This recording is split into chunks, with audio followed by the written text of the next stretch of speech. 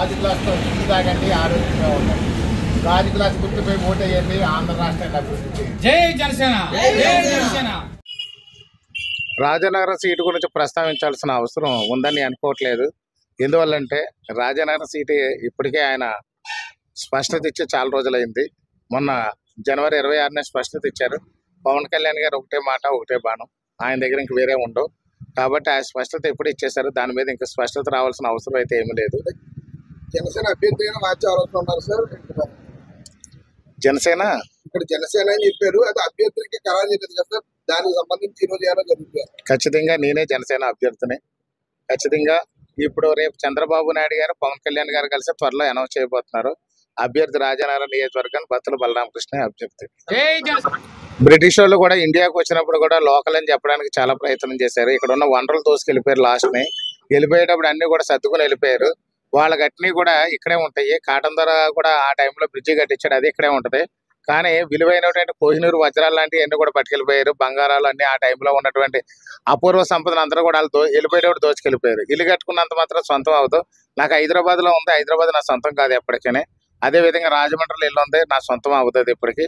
నా సొంతం నా గ్రామం, నేను పుట్టిన గ్రామం, నేను పెరిగిన గ్రామం, అక్కడ చదువుకున్న గ్రామం, నేను ఆడుకున్న గ్రామం, నా బంధు మిత్రులు వంశీకులు ఉన్నది నా గ్రామం అవుతుంది తప్ప ఎక్కడ ఇల్లు కట్టుకుంటే అక్కడ సొంత గ్రామం అయిపోతే ఇంకా ఏదో దేశస్తుడు వచ్చి మనకు ఇప్పుడు అమెరికాలో ఉన్నారు ఎన్ఆర్ఐలు అంటున్నారు తప్ప వాళ్ళని అమెరికా వాళ్ళు అని అనలేరు వాళ్ళు ఎప్పటికీ.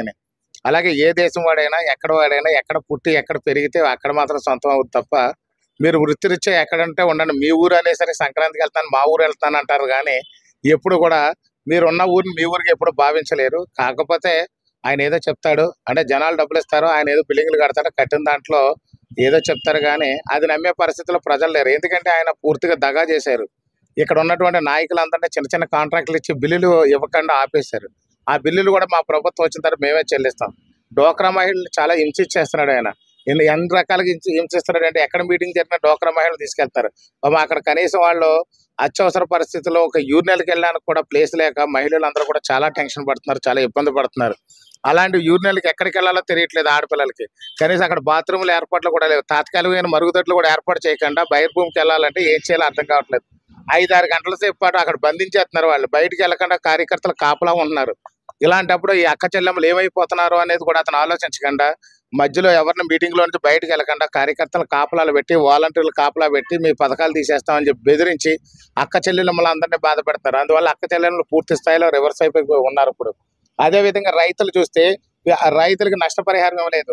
ప్రభుత్వం ఇన్సూరెన్స్ పథకం అనేది మేము చెల్లిస్తాము అని చెప్పేసి వీళ్ళ అనవసరమైన కబుర్లు చెప్పి బూటకు హామీలు ఇచ్చి ఈ యొక్క ప్రభుత్వం ఏదైతే చెల్లించాలో రైతులకి క్రాప్ ఇన్సూరెన్స్ చెల్లించకుండా ఉండడం వల్ల ఈవేళ క్రాప్ ఇన్సూరెన్స్ లేక నష్టపోయిన రైతులకు ఏ విధంగా నష్టపరిహారం రాలేదు. ఖచ్చితంగా రైతులు అన్ని విధాలుగా నష్టపోయి ఉన్నారు.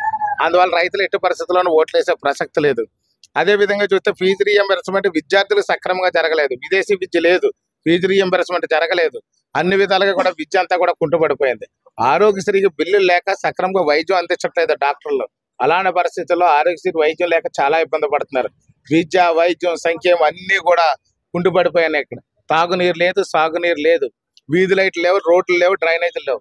చివరికి మన గ్రామాల్లో చూస్తే చెత్త పేరుకుపోయి పంచాయతీలో నిధులు లేక పంచాయతీ నిధులు అందరూ అన్ని కూడా మొత్తం 14th ఫైనాన్స్ 15th ఫైనాన్స్ మొత్తం అంతా కూడా స్టేట్ గవర్నమెంట్ ట్రెజరీకి ట్రాన్స్ఫర్ చేయడం వల్ల ఈవేళ పంచాయతీలన్నీ కూడా చాలా ఇబ్బంది పడిపోతున్నాయి. కనీసం బ్లీచింగ్ పౌడర్ కూడా లేకుండా ఇబ్బంది పడుతున్నారు.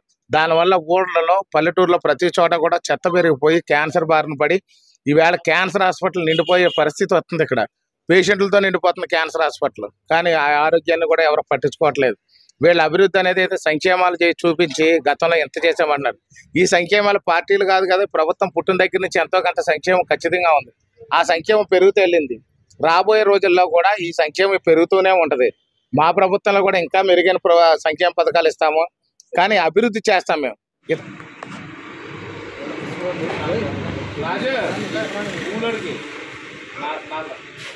షెడ్యూల్ 4 అని చెప్పండి.